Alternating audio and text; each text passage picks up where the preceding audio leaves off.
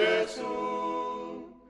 Ya oli oli o tau atase. E toi a fio ma Yesu. E a fio mai. E a fio mai. E toi a fio ma Yesu. Wai tanu o lea wailo ai. E toi a fio ma Yesu. Watu putele o le poto. E toi a fio ma Yesu. E a fio mai. E a fio mai. E toi a fio ma Yesu.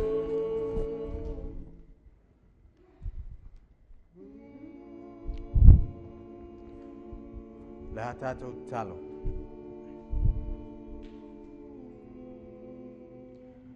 Lo mātou tamai o langi. O whapotopoto lau whanau le nei pō. Mātou te whia whalong longo ai moni maulau a fionga. Tamā ua uma na watu. Iau lumai le nei pō. E ala lalanga ino lau whiau. Whaftai te mau au lia mai le nei pō. Mātou te o mai, mātou te whalongolongo. Ai whetalai. Mātou iai nei, i taimi wi ngā o leo langa. Au whasolo tala whasolo pito. Le taua le na whaile langi, le whinaunga tele. O le taimi o lo mātou nei ola. A mātou savalia le nei whangai ele. Whaftai ta māua e au mai a te mātou se awanoa. Nei e whapeo na mātou whalongolongo ai lau whiau. Whatasi mai lau au na ta māua nao se fuefo le ele. Ai si tia Yesu i le nei pō. Si tia lau a fionga. Swafa man malo Yesu wolem walau tuai nei. Amen.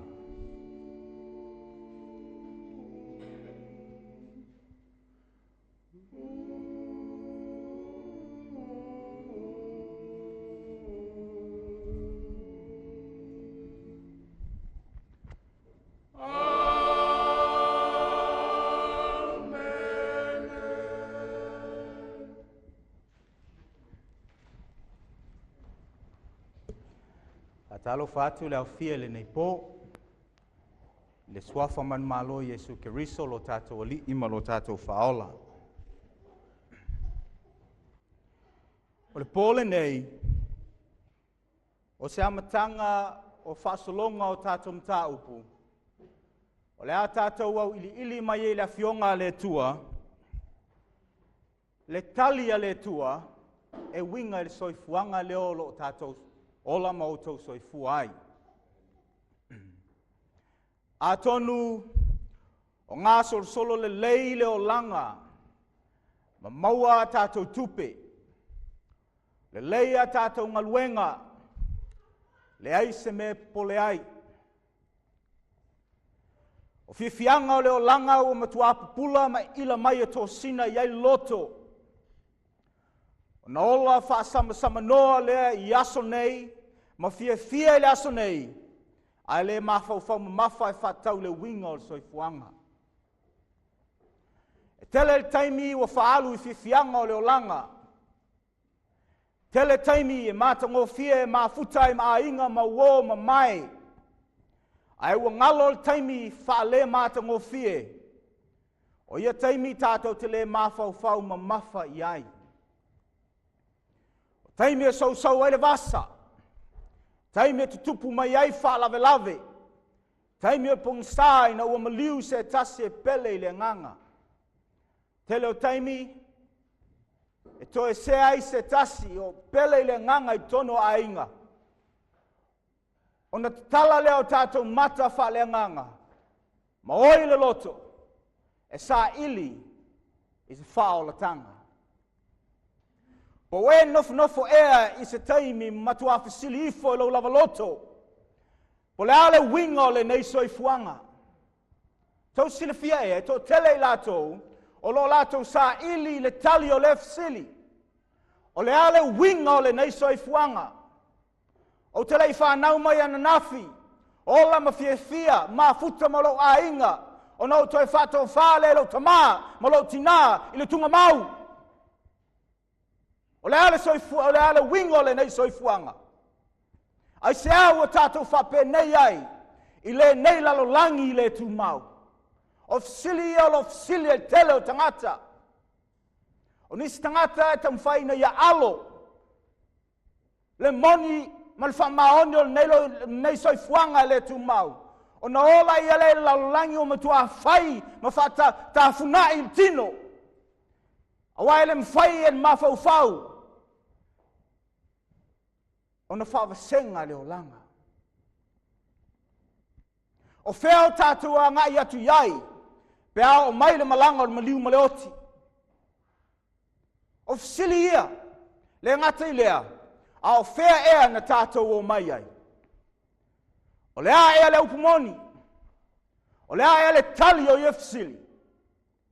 Fisili o lo fisili ngia tangata ola, o lo sao la tau mawhau, o lo sa ili, i se ola i tala atu o tunga mau. O le sili e tangata, o lo whapeon whape, ai we o au o tangata malaia. O ai se la veai mai e te au, i le tino le nei oti. Sili ia. O le tali o ia sili. O lo sa ili ai saintisi. O lo sa ili ai e popoto laulangi.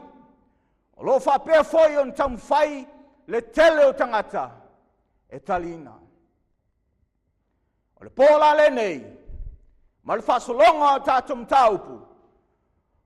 O le ale tali se lotu.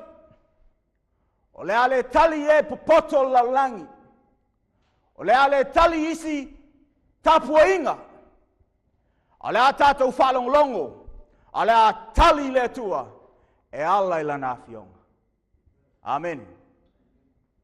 O le tali la le tua, o lo il tātou mta upu pol nei. O le autua il tātou mta upu pol nei, o le fina unga tele. O le autua il tātou mta upu pol nei, o le fina unga tele. O le ale a fina unga. O le ano o tauina ai o le fina unga tele. Ai se ai mtua tele ai le fina unga. Ma tua finau ai, e o lo whapeon whtau ai. Ma whtai ai. Ma tau. O le finau tele, o le tali lea le tua, e winga i sili sa tātou talano inga. Liu lau tusi mumoko nito. Mumoko nito mumua. Alon whai polusu maltas. Mumoko nito lam tau mumua. Alon whai polusu maltas. A wao le poto le atua. Ino ua le iloa le atua e le laulangi ilo la tau poto. Ua fina ngalo ai le atua, ia whao la ina i le valeo tala inga, e ua whatu atua. Whafonga le upo la fionga le atua. A wao le poto le atua. Ina ua le iloa le atua e le laulangi ilo la tau poto. Ua fina ngalo ai le atua, ia whao la ina i le valeo tala inga, e ua whatu atua. O te leo sau le pole nei na ia whapea na whatu sesi se oti. O te leo sau le pole nei na ia whapea na whamalolo ia ngas e po mai o tino. O te leo sau le pole nei na ia whapea o na si maunga. A olo sau le pole nei ina ia whapea na whaola ina i le valeo tala inga. Tau sirfia. Te le taimi sa tam whai ei Paulo. Paulo le tu se Korinito. Tam whai ei na ia whapea ona poto i le poto i la tau sai Korinito. Sai Galatia. Sai inisinu pau whapau pau. Sa whapea na whatuina e Paulo e Kalesia. Wa uma ona whaina mea, ona whamaile o Paulo. O lea au le lau ngaina seisi lava mea, po se poto whasentisi, po ni tala lava vau, o lea au lau ngaina Yesu, wa maliu sa tauro. O le poto laulangi, whamaile ato e valea. O le au iuteia, maile ato e mana e vaia, e whailonga. Ai wa fina ngalo le tua, ina ia whaola ina le, e sau ia te ia, i le valea o le meleta o lea. O le tala inga. O lo saula le pol nei, o te fia moli mauina, ma tala ina, e le moli mau o le fionga le tua. Amen.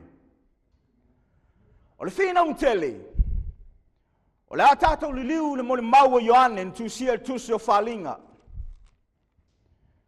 Ioane le ntusia le tusi o whalinga, whalinga o lom tau po sumalua. O le atonu le fina un tele. A faso solo o tatou mtaupu.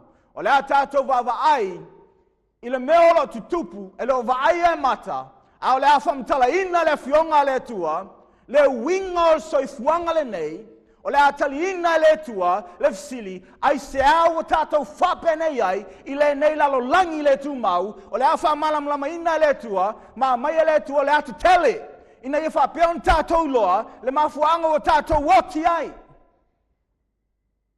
O le atali e le tua, pe iei se whamoe moe i talatu le oti. Amen. Mai le ta fionga le atur whalinga sumalua, alon fai poe ono, fai poe fitu. Whafonga mon mau Ioane. E leo sa upu mon mau Ioane. Au na le atua whafonga le upu Ioane. Ua tau fo le tau e le langi. O me ka eli mana ngelu o lato tau mal tarako. Ua au fo le tarako mana ngelu e tau e le taua. Upu la fionga le atua mon mau Ioane. Mon mau Ioane. Ana I Ioane il pol nei, au nofo, fa mai Ioane ia te autou. Ioane le sa peno sa fia le nganga o le tua, fa mai nei va ai al falinga langi, ua tau e langi. O me ka eli mana au, a ngelu o fetau il va te tea. Ona fa mai le upola fionga le tua fai poiva, fai poivalu. Au ala tau le man malo, fa fonga il fai pule fitu lava, me ka eli mana ngelu. Wala tau tau mel tarako. Wa au fol tarako mana angelu e tau taua. Au wala tau le manu malo, e le toe maua fo i le langi, se mea la tau te nofo ai. Uso ma tō whawhine le nei pō. O whamtalaina Ioane, mai wa tau e langi. A e nofo mai lala mai nofo I tono il panetal nei, o le taua lea, e le tauina il panetal nei. Na tau tala atu al panetal nei. O lo iai la tau, o lo whapeo na o la masoifua, malolosi, o la tau mtua sili o la tau malolosi, o lo whapeo na o la masoifua, I tala atu al panetal nei. O na whamai lau Ioane, le whina un tele, o tau al langi. O la anma fuanga o le taua. Liu lau tusi whalinga lom tau po sumalua, o na whai po tol mal whaa. Tato vavai nei tarako satani ngati tuai, whafonga whai potolu. Wai loa foi le tasi whai longa langi. Whauta foi o tarako tele o mumu e fitu ona ulu. Ma ona nifo e sfulu. Wai ona ulu o paleli e fitu. Ua toso e lona iu I lona tolu o vaenga o fetu o langi. Mai Ioane, wai o vaia, le tarako mumu, o tato maone o tarako, o le ato satani lea. Tai aua pung sa ia sa fetau I ma aua me kaeli. Malu pula fionga le tua, wa toso ta rako lea I ona iu. Vaenga lona tolu o fetu o langi, o fetu o langi. Whafonga se moni mau Ioane. Walinga mua lon fai po luas fulu. Walinga mua lon fai po luas fulu. Moni mau Ioane se tau mai Ioane, po le ale fatuso fetu o langi. O le winga lilo. O fetu e fitu sa e loa I lo lima tamtau. Ma tu ngala me pa auro e fitu. O fetu e fitu, o a ngeluia a e kalesia e fitu. Ina wa tau langi. Mai lupo la fionga le tua, wa toso mai el tarako. Fetu po le tasi vai tolu, o fetu o le langi, o fetu o le langi, o angelu, o au o le langi, tasi vai tolu o fetu o le langi, o toso ai, o toso il tarako, o ave ese il tarako me le langi. Mai lupu la fionga le tol falinga sumalua, ile awalan toso mai e satani, pol tarako, pol usfelo, ia tasi vai tolu a angelu, fa fonga fai pefa, ua toso elona iu, ilona tolu o vaenga o fetu po angelu ilangi. O lea melen whangai satani nei whapian toso ai fetu tasi vai tolu a angelu ilangi. Ilona iu. Whafonga se mon mau Isaia. O lea le winga o le mea leo le iu. Isaia iwa alon whai po suma lima. Isaia iwa alon whai po suma lima whafonga.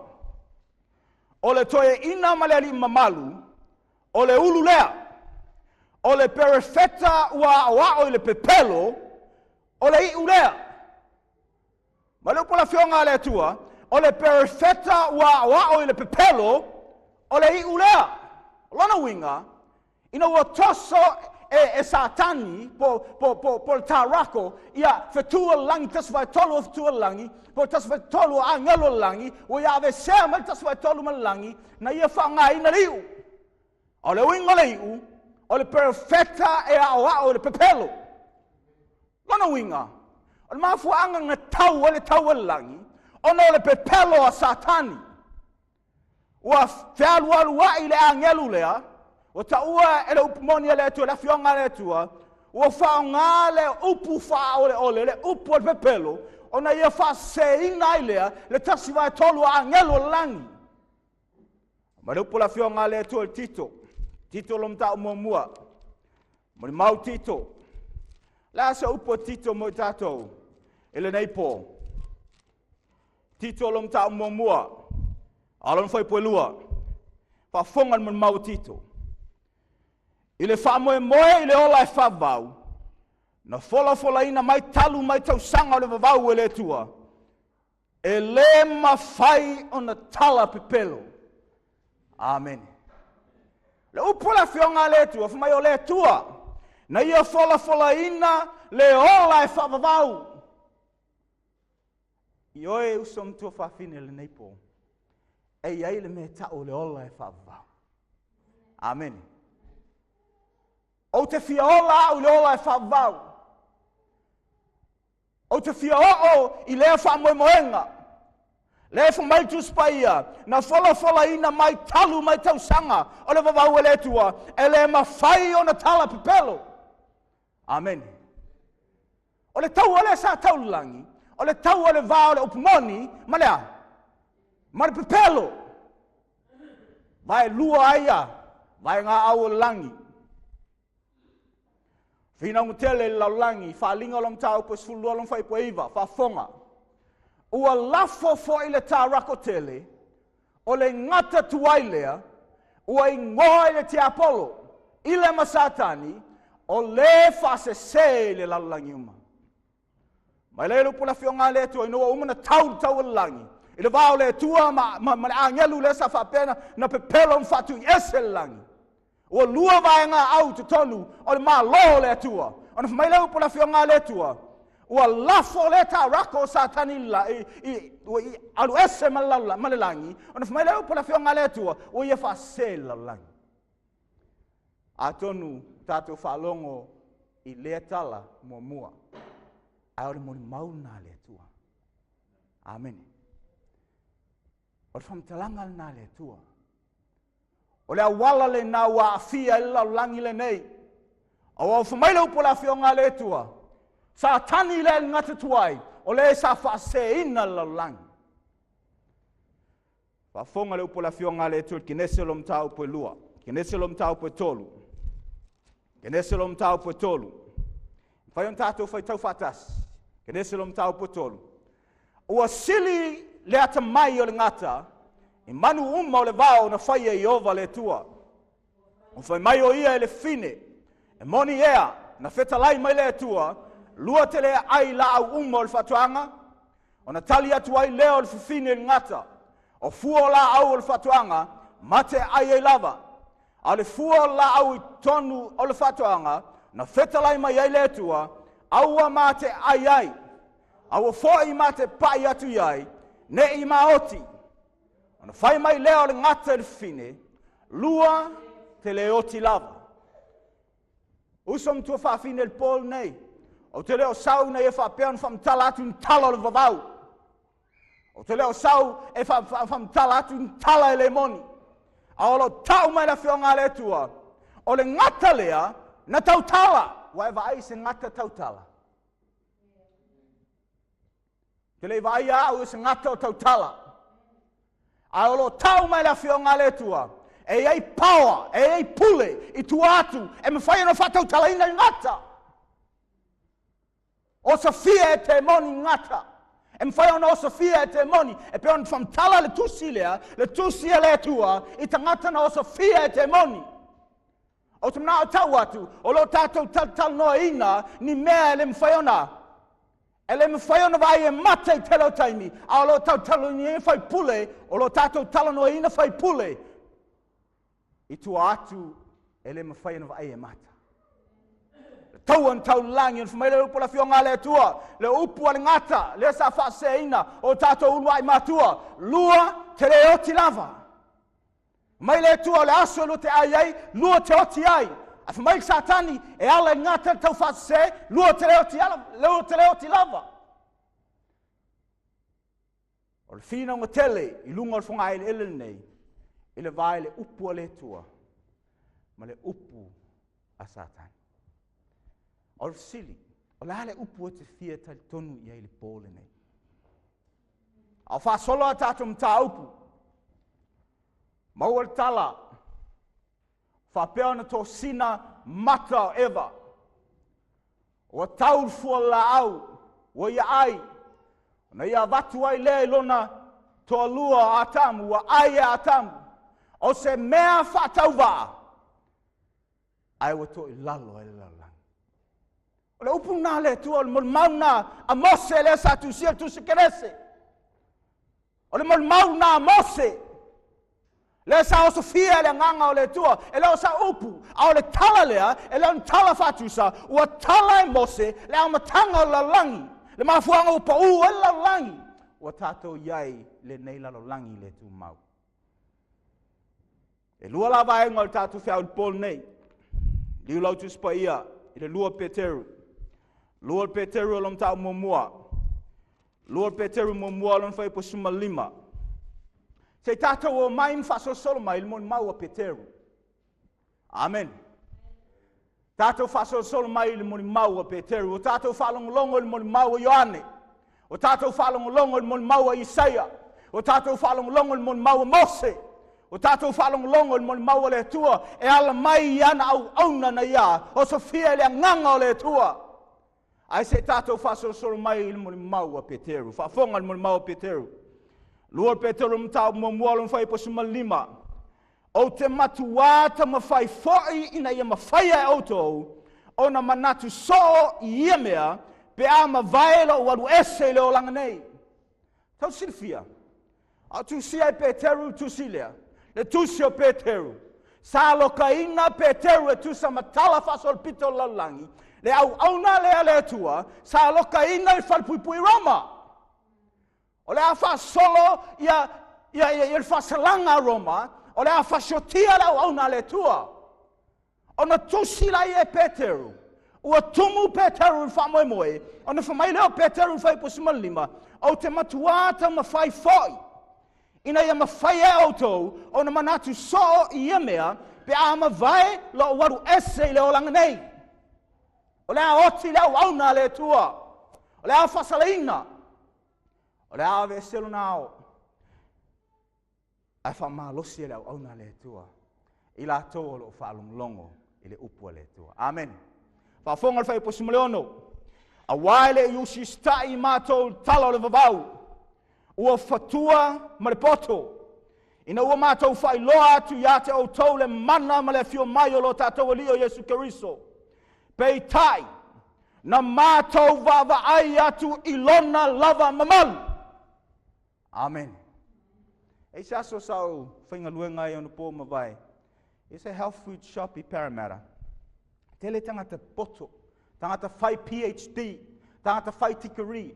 O lau vaenga sa whai a ma Bible worker. Sa Yesho to lua sa whao ngai lea e kalesia nata I mina I whapea na whatau mea. O mai la tangata, o ya Casey, pe a whai e whia whatau mea. Ai a whia tatal noa e ala I le winga o soifuanga. Ia ona o latu la ele ma tatal no tele o tangata, ele tonu ya Yesu.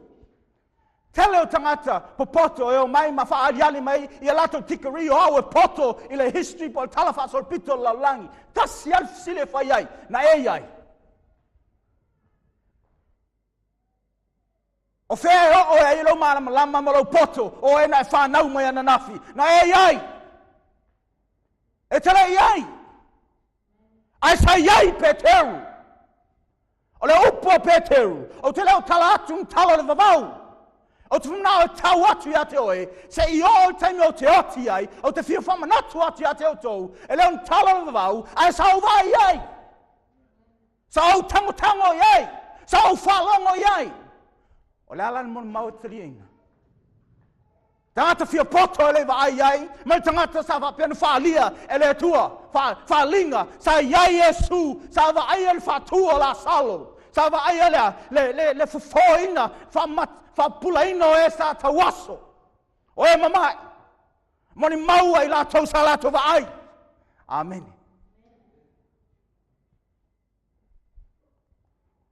O le vaenga lona lua,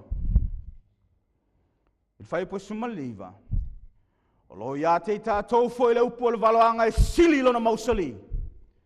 E le leo na tau nau ia e peo se la mepo e mumu le mepong sa. Se ia tafa mai ata, se ia alua e foi le fitu wao yo tau loto. O le vaenga lona lua la o tātou whiau le pōlu nei. O le awha pēo na tu e whaia tai au. Amen. Su mai la tai au, se tātou wawai, I le upu o le waloanga, e sili lona mausali. Au le pōle nei, o le a tātou wawai, mau I lilina, I le moni mau ai la tau. Moni mau a Ioane, moni mau a Peteru, moni mau a Isaia, moni mau a Mose, moni mau a Mataio, moni mau a Luka, moni mau ai la tau, sa la tau waaia, sa la tau tango, sa la tau whalong. Amen. Ia le tua. Whafonga ni moni mau a Isaia lam tau koe ono. Pai mua e o le whai po tolu. Mwhai on tātou whai tau watas. O le tau sanga na oti ai tupu o usia. Na aulo ai le li o fiol no whaali sili man maulunga. Ona pito ofu foi sa tumu ai malmalu. Sa tu se rafi e lata ane. Sa tofu I la tau ma apa ue ono. O apa aue lua na iau ftiai o na mata. O le lua na iau ftiai o na vai. O le lua foi na ia lele ai. Sa wala ai le foi le tasi. O whapeane. E pa ia I ovo au. O tumu lau langi uma. Lona mamalu. O tātou talo no ina Peteru. O le amaliu au mau tū lona whamoe. O le upora whionga le tua whamai Peteru. O te whimana o tau nātu. Whamalo si atu au tau. Au le o woti. O te leo tala ina atu tala le wawau. Amen. O le au te whamtala ina atu ia te o tau. Mea na uwa ai. Mon maua Isaia, whafonga. O le tau sanga na oti ai tupo o usia. Na au I loa ai leri. Amen. Le mon maua Isaia, mai lupu a Isaia. Usonga tua whawhine le pōle nei Lansvale. O te mna o ta watu ia te oi. Sa o I loa leri. Amen. O au o sea. O se eyewitness. No, loa le lifu mai lupu la whionga le tua. Sa fio le no whaali I sili. Mare maulunga. Le upua Isaia. E iai le no whaali. Sili mare maulunga. O lo I tala atu o le pāneta le nei. O lo fio ai le li. Mai lupu la whionga le tua na iwa aia le malu I langi. I te tonu o le malu fuma Isaia wa ai. Ia, Serafi. I ono apa au. Apa au lua o lo whapea anu ftiai vai. Apa au lua o lo ftiai. Mata matino, maapa au e lua loa. Olo lele ai. Le upo la fionga le tua, le upo a Isaia.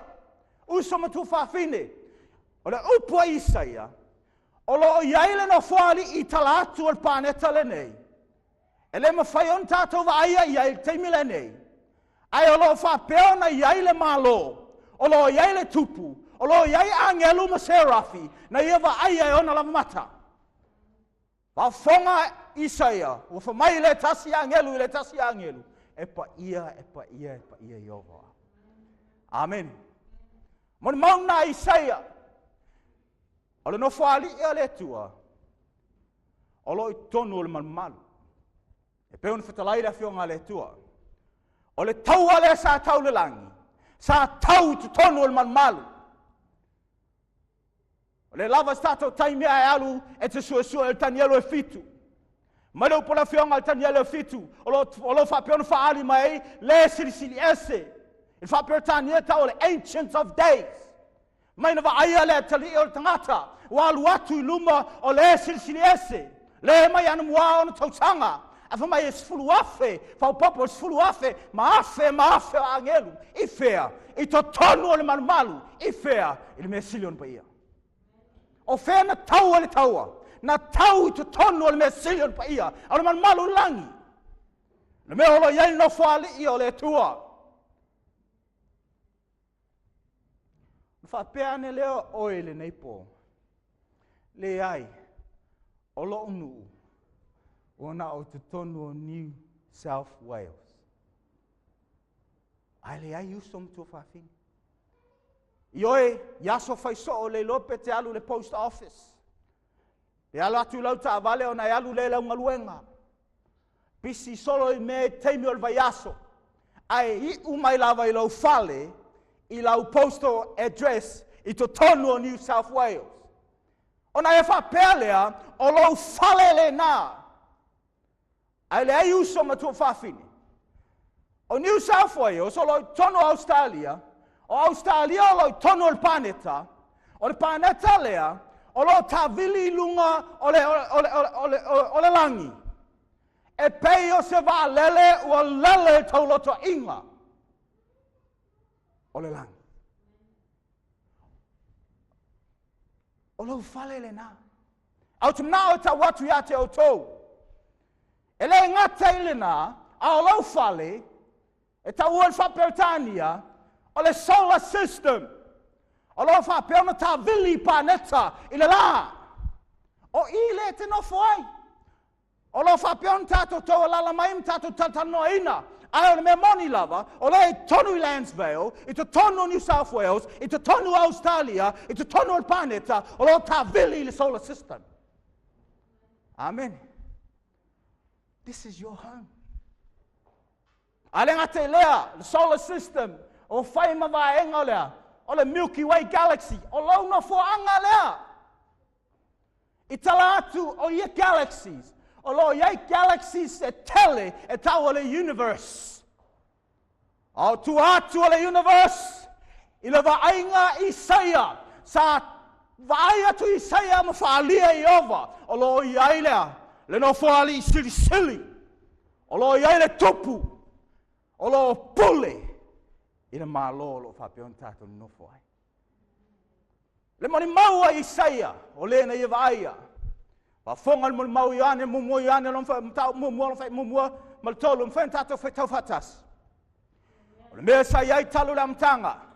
Na mātou whalonglongo iai. Na mātou wawai. Atu iai o mātou mata. Na mātou mata ai. Na tango foi o mātou lima. Ia le laukou o le ola.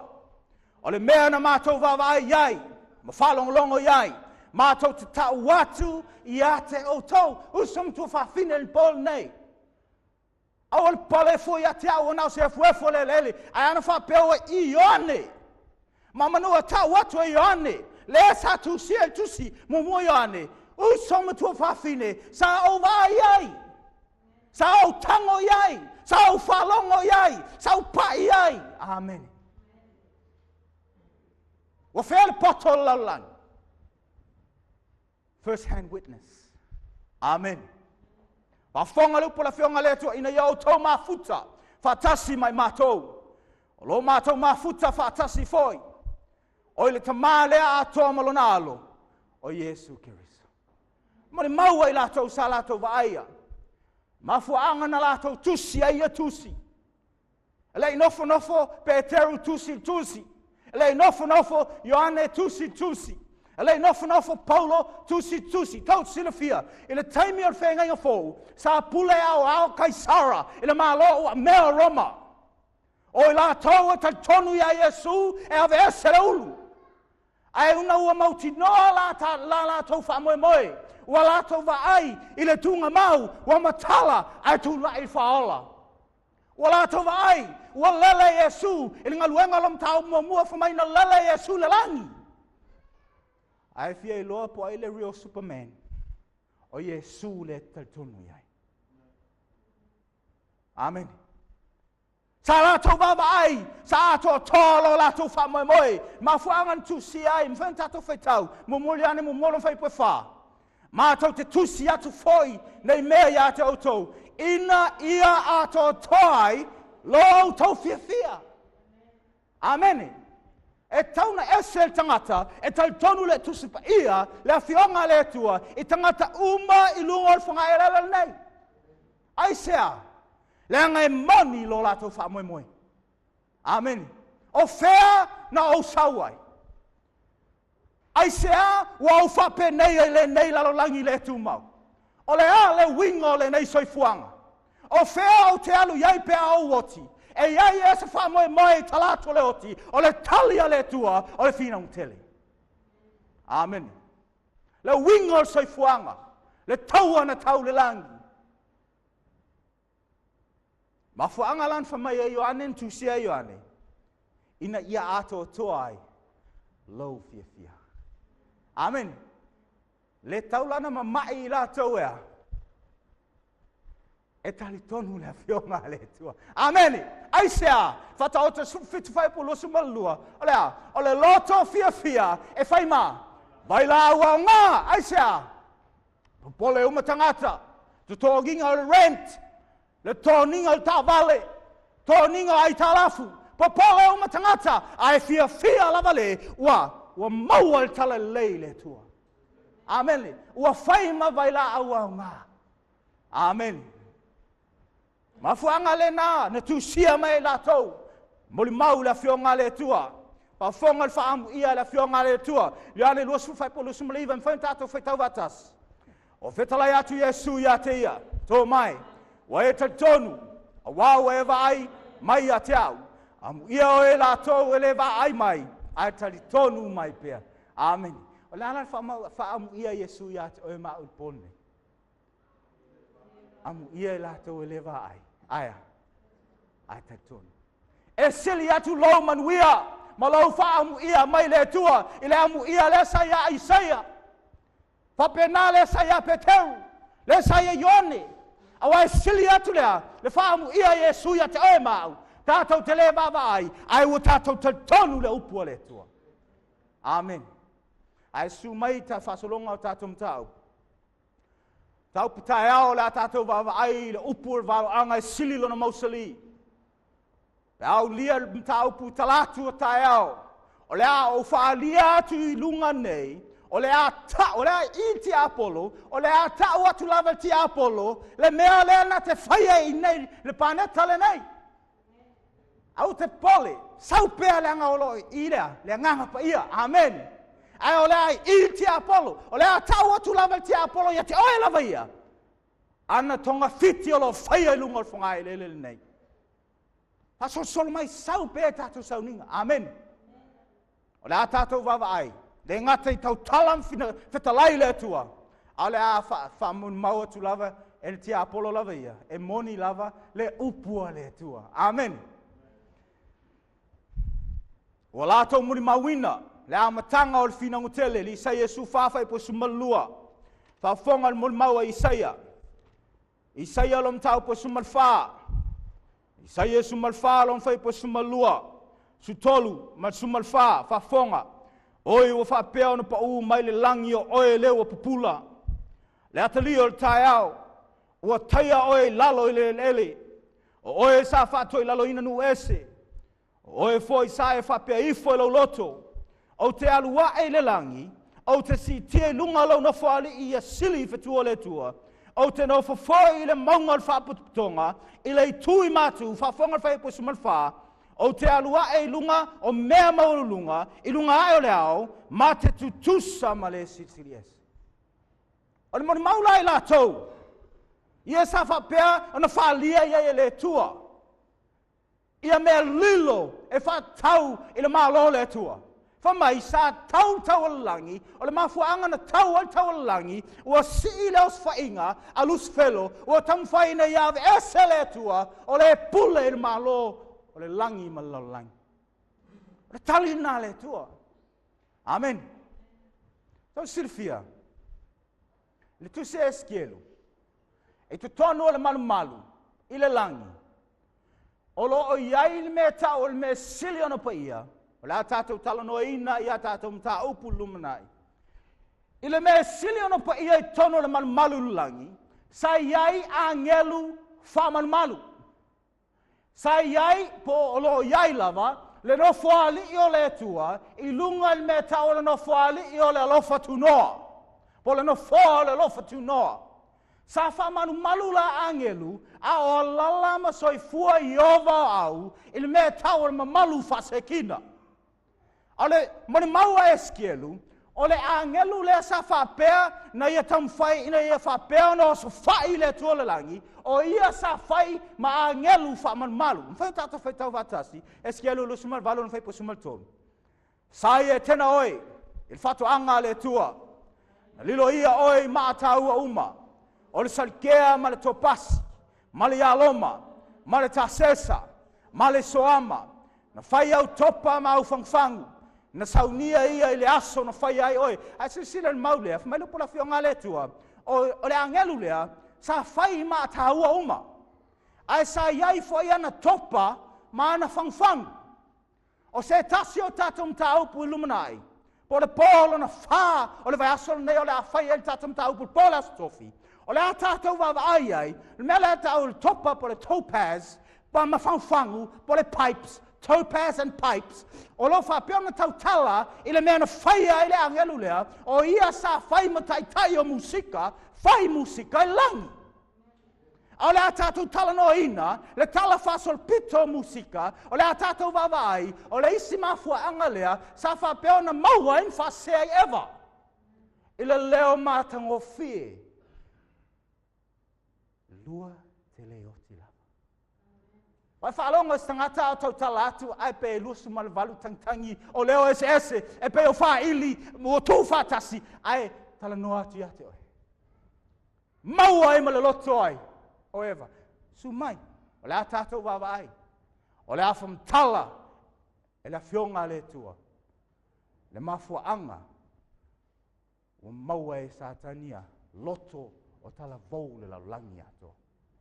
Malu pola whionga le tua le angelu lea, hei po sumal wha, hei tau whatas, o oe o le kia rupi o whauina, o le whaman malu. Mwhea on whaati ate o tau, i le no whaali o le tua le langi, i o ngā tutonu le vāo kia rupi, sa iai le mamalu whasekina o le tua, sa alala i le tua iovo au. I le no whaali i o lo alala i lunga, o le no whaali e taolea, o le no whaali o le alofa tu noa. A whamale upo la whionga le tua, e skialu lusu wasufa, o oe al ke rupi o whauina, o le whaman malu, o lana winga, o le angelu le sa whapea na toso mai, tasi vai tolu angelu langi. Le angelu le sa whapea na o sofai, le no whaali o le tua. Le angelu le sa whapea na tai, ma tau le tau le langi, i le vā le angelu le, ma Yesu Keriso me kaeli, o le angelu sa tu, taftafaane o le tua le langi. Upo la whionga le tua. Mai upo la whionga le tua na utu ina o e sai lunga o le maunga pa ia o le tua. Sai e whea lua i le vāo ma o le afi. Na ato tōna leo au sauninga talu le aso na whai ai oe. Ua o le aso na i loa i lau ami o le anga. Ua e ang sala. Mai le upula fionga le tua le Roma 5 lon fai po sumalua.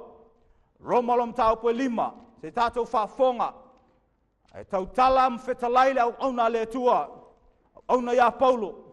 Roma 5 lon fai po sumalua. Se moni mau Paulo le Paul nei whafonga. O le nei. Whapeo na o mai o le angsala i laulang. I le tangata e tōtas. O le oti foi ono le angsala. O na o mai ai leo le oti tangata umalawa. A wā ua angsala umalawa. Ma leu pula fionga le tuan mon mau Paulo. O le nei. Whapeo na o mai o le angsala i laulangi. O le oti foi ono le angsala. O whamalama lama le fionga le tua. Ma fuanga tato te oti ai. E leo seisi lava mea, ai o le mele tau le angsala. Su mai, tala au mai, tato mta upu lumanai. O le awham tala e le tua, le mele tau le angsala. Amen. Sei wham tala e le tua ma fuanga, wa oti ai, i au tua. Mali liu ai, e pele o tato loto. Man mau le fionga le tua, o le angsala. O whena amata mai le angsala, mai le angelu whaman malu. Ua ea. Ua ea angsala.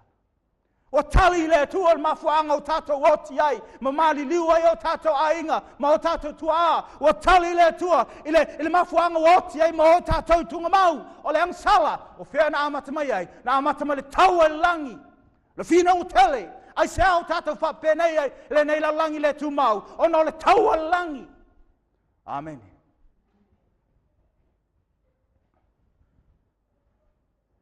Le man malo le tua. Le tau e le tau. Le angelu wha man malu. Sa whai malima tama tau o le tua. Whai maawe whi au o le tua le upulelu sfelo. O le upulelu sfelo. Po le ngoa le alus felo, po le swafa le alus felo. E tau o le avea. O le ave malama lama. Su mai. E tatou mta upu. O wao le ngoa le alus felo. E le mea tau o tala o le vavau. Mai e leni. Sei tala le amatanga. O le mo li le tau ave bea o le taimi o le mpika. Le mo li le mo e le tangata e so o la langi. O lon tala anga ma le amatanga e sau ai ia me whapaupau. E sau mai le ngō lus whelo. Whapea ona so o e lalangi ona pō mawai. Le a tātou tala noina. Ia awala ese ese. Wa ngai yoi ai au o le pungsa. Ina ia mai lei. Le whanau le tua. Wa ia whamaulunga. Wa tau langi, wa ia whaseina ewa, a tamu, wa o i la ue leoti. Ona whasolo mai leo leoti a te tātou, se i o mai pōl nei. Whamtala le fionga le tua. Ina ua o mai la le maa laia laulangi. Le asa mea na whaia le tua, liulau tūsil kenese. Kenese lo mtau po tolu. Se i moni mau mose, le asa upo mose, e winga, ele mena faia le tua ina ua o mai le malaia la lang fa fonga kenese lom tau petolu fai po fitu e o fai po sumal tolu ona pupula leo la ua mata walai lo wale la vai la ua ona la fatu ai leo la au mati wa fai mo la ua titi wa fa longo la ua su fonga yova le tua o lo savali i fa le fatuanga le tuaso e angi malia mai mtangi. Ona la lafia i leo a tamu malana ava ai luma i ova le tua i le la au al fatuanga. Le almen whaia i ova. Le almen whaia le tua. I le uang sala a tamu eva. Ma o malaya lalang. Le almen whaia le tua. Na sue le tua. O le almen whaia a tamu eva. La lafi, uso matua whawhine. O le tele o taimi tātou te angsalai. Tātou te whapea. O le a o mai lima tamtau le tu. O mai le oti a te tātou. Ma o mai le sala a te tātou. O te mnao tau atu a te o tau nei pō. Le ai e le whapena le tua. Wa so sola wa angsala wa le ustai. Ua whatu I ese le tua, ua au whatasi ma au al pongsa, af mai lau pola whionga le tua, na sa ili e ova ia te lato. Amen. O le ata o le tala lea, o le tala le lei e whavavau, o le ata o le alofa o le tua, sa ili le na le loa. Amen.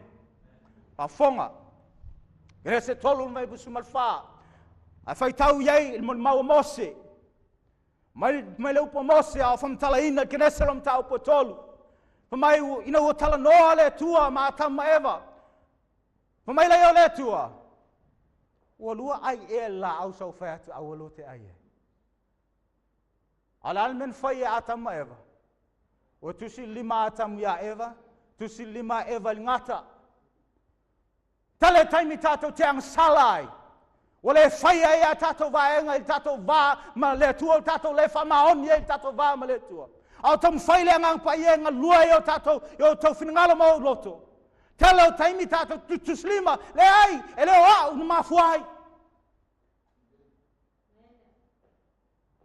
Ona blame e ala ia le ngata. Ai le ai o evan whaia le whiwhiling. O a tamu nu whaia le whiwhiling. Usom tu whawhine le neipo. Whaila tātou whiwhilinga mo le tua. Amen. A moni mau le tua le wingo o soifuanga o lo tō soifua mo walai. Whawhonga kene se tolu o whaipa suman wha. O na whetalai atu leo I ova le tua le ngata. O ai o lo whapeon whetalai ai le tua I whaipa suman wha. O ai o lo whetalai ai le tua I whaipa suman wha. O le ngata. Wa uman whetalai le tua ia atamu, wa uman whetalai le tua ia eva, o lo whetalai nei le tua ia I le ngata, I whaipo suman wha, whafonga I whaipo suman lima. Whaion tātou whaitau whaatasi I whaipo suman lima. O te whātu puina I whitanga ia te au lua ma le whine o sili. O ai le whetalai anga I le tua. O ai le whetalai anga I le tua I whaipo suman lima. O ai? O le tangata po le ngata. O le ngata. O lo whetalai le tuanga I le ngata I whaipo sumal wha. Whaipo sumal lima. O lo wha pēo na wha solo pēa le whetalai ngā le tua. O whamai leo le tua whaipo sumal lima. O te whatupuina le whitanga ia te au lua malea. Ma le whine, o lona winga, whetalai le tua le ngata. Whamai le tua le ngata. O te whatupuina le whitanga I lea. E le wao o le ngata mai. Ma le whine, oi le ngata. Oi le ngata. O te apolo sa tani o lona winga, ina wang sala a tamma eva. O le mawhaia a tamma eva. O na o ese ma le pule a ngata. Wa mai le tua mea lofa o le wheitangai. Amen. O sa ili le tua a tamma eva. Wa watu mea lofa o le wheitangai. Ina I whapea na tau eva ma le ngata. E ui na ngasala, a ua mai le tua le alofa tu noa, o le mea alofa fuai na mai, o le mea alofa ina I whapea na toi tau ai, ma te te ai eva I le pule le ngata. Amen. Mai le pula fionga le atot whatupuina le whitanga I a te o lua ma le whine. Whape whio na whatupuina le tua le whitangai. Whafonga, o lau whanau foi, whanau ai, o le whetalaianga I le tua. Ngata. O lau whanau foi, ma, lana whanau ai. Ale whine, e wholinga mai, o le a iai se whanau, o le a whanau mai le whiwhine. O le a mawhai o na ave ai, o le a mawhai ai, o na whai o na iai meleta o le whitanga I le vāo te apolo, ma le whanau o tangata. Amen. Whafonga. Nā te tui mamamoina lo ulu. O ai le whetalai, ai le tua. O ai la le ulu leo le atu mamamoina I whanau al whine. O le ulu ngata. Mai la le upo le tua ia Eva. Ia I le ngata, ia Satani. O le a whanau ma le whine. O le a ia tui mamamoina lo ulu. A o oe, e te tui mamamoina. Lona muri vai. A o oi le whetalai ei le tua, ai oe lea. O le ngata, mai la upo le tua, whetalai le tua le ngata, o te whatupuina le wheitanga I a te o lua ma le whine. O whapeona, ave le tua lana wholwholanga. I seisi tu ana whapeo se perfeta o lo whapea, o na ia whetalai upu ia, o le valoanga. O le valoanga. i le atali, pole tama, pole whanau o le whawhine. O le aia tui momoina le ulu o le ngata. Ai sau pate kirikiti. Ai luan tangata tua tuluma i, au fisilia tia te oe, sau malau pate, tale ulu o lesi, ai tale muri vai o lesi. O lau fisilia tia te oe, o ai o tangata na e lua e oti. O le ulu. A whai matua malo si lau tale muri vai, le lope awe whana mai tipi vai, ai ola lava e moi. Au tangata leo e taina le ulu, e oti. O lana winga, o le upu na fola e le tua. O se valo anga sili o na mausali, ina ua o a tama eva, i le taele o le oti. Ua whale tonu lalangi, ua fola e le tua, o le a sau le tama, o le a whanau mai le whanau o le fine, o le a ia, tui mamomo le ulu o le ngata, o le a ia wha uma le pule a satani. Amen. Se valo anga sili o na mausali, ai o le ala veo ia, i lona muri vai. Amen. E le whape sau le atali ina folfolaina, po le whanau o le fine, o le a whau matia al malo satani, ai le la vea, le ai, o le ala veo ia, ai le o se la vea oti. Amen. O le la vea man malo, ai o le a whau umare pule a satani. Palo anga sili o na mausali, matau tia e tuspa ia. Mau al tala, o le whatu solea, o le mamoi, Iane mumua lu suma iwa, le pauta ta mai mamoe le tua, o le na te ave sea lea, le anga sala la langi, o te mai mamoe o le ato Yesu Kariso. Ina woman faile forfalanga le tua, kene se tolu fai po suma lima. Famtala le tua ya atama eva le ata o le mamoe o Yesu Kariso, le whanau po le tua le alo, o le a whanau mai lea, le tino a tangata, o le a ia wha umaina le pule a satani, o le ata o le mamoe, mafuanga nā kene se romtau pe wha. Wha tonu e le tua iai, kaino maa pelu, a mai le mamoe. O le ata o le wha tua, i le sau o le whanau o le fine, ua valo ia. Amen. Le ngata i lea, Fasiote e kaino ia apelu, le whatutua kaino, ai whatutua ia apelu folfolanga le tua. All time o noa, malupo la fionga le tua, ua uma lolo, tele la tau sa le whatutua na maa liwai, malupo le tua sa osi taulanga noa, ina ua uma lolo, vai al nua, o le whailonga o lea, o le whiangainga me le tua, ai sa osi taulanga aisea, o le tamau noa, o le tamau noa, o le tamau noa, sa o mai ma le a inga oi, o setu, i la tau ia sa whapeon ta ua, o le whanau a le tua, o i la tau ia sa whapeon a la tau mau, i o la tau whamoe moe, le folfolanga kere se tolu, o le a sau le la vea. Amen. Fa solo mai patriarca, il taimio aperamo, le taltonunga le mamoe, o le afasia, le taltonunga le upo le folfolanga, o le asau la veai. Mafuanga lea sa whaia e aperamo, e ala le whatutua, o le aia wha o oilo na lima i lantama. Aso e so e atili e tot sila fia, o le taltonu aperamo, o le upo le tua, e le mai seisi lava o solau whanau, le fa manuianga o lalangi, ai sau mai a Isaako. Tau sila fia o aperamo, sa ole a fasioti a aperamo lantama, ai so e atili e whamtalanga tuspaia, sa talitonu aperamo, e sau lava mai a Isaako, le upuna forfolaina. Sa talitonu aperamo, e toi whātū mai e le tua Isaako, pe a oti, mai tunga mau, ina ia whātau nuula na upu o le forfolanga.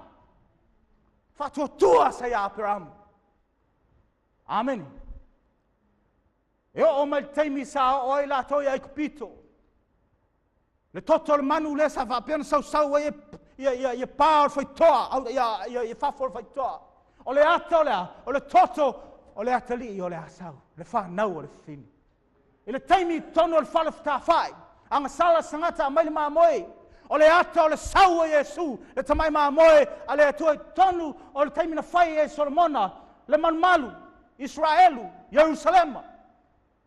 O le ata o lea, whaitaulanga, o le whaitaulanga mu, Na mamoe o le ata o le tala o talanga o le sau lea. Alla vea, iusa mtu whawhine le pol nei. O lo tātou tali tonu pēr. I le upu na wholwholaina. Ia tamma ewa, ele atua. I le taimina la pā ua i le angsala. O lo avea oe mau. Ma fuanga le nao lo tātou muli muli ai le atua. O lo avea oe mau. O i tātou. O lo whai tātou. Ma whasota inga. E tala la tātou nafu. Ga tātou ngafa. E tala anga i taimi. Na wholwhola e le atua. Wholwholanga ke le se tolu sumalini. Amen. Ia le atua i tala lei. Tala lei e whavau. Ka tia tolu whai po sumalono. Mwhai tātou whai tau vatas. Na whetalaia mai wholwholanga i Aperamo. Ma sola na whanau. Lei whapea mai o le whanau pese i e tō tele. A e tō tasi. O sola o whanau. O ke riso lava lea.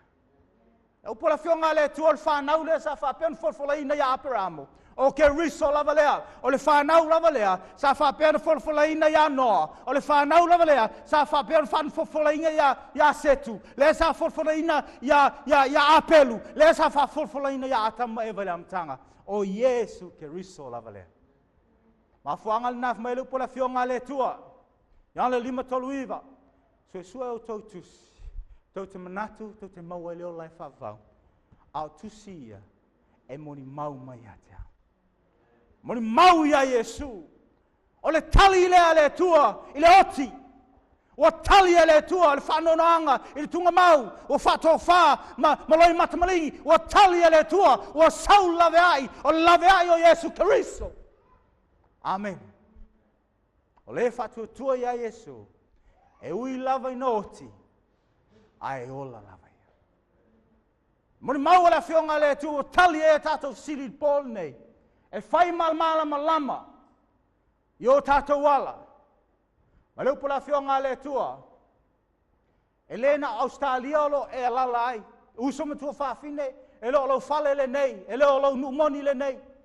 E lena o lalangi. E lena o tonu o solar system. Ma galaxy o lo e iai. Po le universe o lo e iai. E leo iai i lau mota po lau whale aptanga i lungo nei o langa. Au tātou. Tātou te o mai i le mā lo le tu. Amen. O lo iai sa mā lo uso mtua whawhine. I tala atu o whetu. Ai e iai le whina o tele. O lo o tau le teimile nei. O le taua. A umma le taua lea. Mafuanga le nao o whawasenga ai e le tua. Ma le taimi o atamu, se pa ia le taimi o Yesu, se pa ia le taimi o le toi fio mai, se pa ia le meleniuma, se pa ia le whao matianga, o lo ua umana tala e le tua lana plan. Ina ia whapeo na tātou malama lamba, i vaenga ese o le whina mutele. Tātou malama lamba i le winga o le soifuanga. Tau langi, whao matia, whaseina o tātou urua i mātua, whamoemoenga e whavau ala au pāteriaka. O Yesu Keriso, le na whapea na fola e le tua, o le asau, o le ai atoia, tu whatasia le langi malala. O le puluvanga, o le tātou whamoemoenga e tas. Iane 5 iwa, mwhai on tātou whaitau whatas. E sue au tau i tusi. A wāu au tau manatu tau te maua i le ola e whavau. O tusi fo ia, o lo mori mau ia tea. Amen. Tātou susuina me le whionga le tua. Le mori mau Ioane, le mori mau Peteru, le mori mau Mataio, le mori mau Isaia, le mori mau Mose, le mori mau la tau sa la tau vaaya, le tala lei, wa la tau wha mao i nia ina, le tala le lei e whavavau, o Yesu Keriso, le onga te tonu o le tuspaia. Amen. Awa le fatu lea, o Yesu Keriso, e te olai. O le whamoe lea, o te olai. O le sili, o e fia sau ia Yesu le polne. Amen. Fia sau ia Yesu fa amen mai, amen. Amen, vi ia le tua. Yesu sa ia sau na ia whapeo na ia whisui ai. Bo suia, lo tātou whasalanga. A wao le oti, o le totongi o le angsala, Roma ono lo se tolu, a o le mea alofa e tua, o le ola e whavau, e ala ia Yesu Keriso. Amen. Usam tua whawhine nei po. Mafuanga na o tantonua iau ia Yesu. A o mawhauwhau, whasolsolo o mawhauwhaunga, i le mata ngō fie, o le plan sa whapea na whaia le tua. Le talaanga o le saua le laweai, le talaanga o le taua le langi, le talaanga o le mafuanga o woti ai, o le mafuanga o maua e au le whaamoe whaavau, o se atua alofa, muti vale mo i tātou, le talaanga atoa, o whaamatala e le whina o tele, le winga o le soifuanga. Amen. A le o ngā tonu, o Yesu Keriso lawaia. A fia tu inatu lau soifua, lau finangalo i le tua le neipo. E mawhai o na tātou tūlai. Tūlai ma le whailaunga le pol nei. O te lei a vātua ia te oe se moni mau o se kalesia. Po se moni mau o se tala o le vavau. Ai na o sau e a vatu ia te i tātou. Le moni mau o le fionga le tua. Amen. Tātou i fom wha mau lalo i lumo le tua e le tala.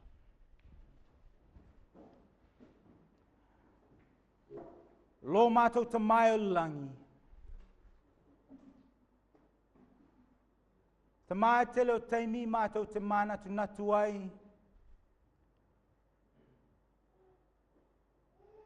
I le nei o langa o lo mātou o lai. Le maua e mātou se malam la maanga. I le mafuanga o tupu ai mea i le nei lalangi. Io e ta mau o mātou loa e moni mwha maoni. E iei le taimi e ua soifuanga le nei o lo mātou iai. E iei le taimi i lumanai e mawai atu ai le pāneta. Ua na o le whaano noa, ma le tangi au we, o lo i lungo le nei fonga ele o lo mātou savaria. Ai whaftai ta mā, whaftai lava o no Yesu Keriso. Ua whapeo na moni mau mai au auna, e ala e lau fionga, o ia o le o ngā tonu o la mātou nei o la tanga. Whaftai ta mā i le upu na e folfolaina. Ua saula veai. Ua e finangalo e tusa ma le moni mau atu ma le lau ngai natu. Ma le tau i natu. Ina e whapeo na lavea i ai le whatuatua. Ta maa wha mole whatasi mai a te mātou le nei pō. Pe a whapea mātou te whatua wha, ma wha maa vai pe a umale nei, ma ta aupu le nei pō ma nei maftang. Wha mole te a mai mātou atai au pe a au lia i loa lofa. Nei e whapeo na mātou te mafuta, wha longo i lau fionga. Whaftai ta mai a Yesu Keriso lo mātou o li ima lo mātou whaola. Whaftai lava i loa lofa ia Yesu, ono Yesu. Amen.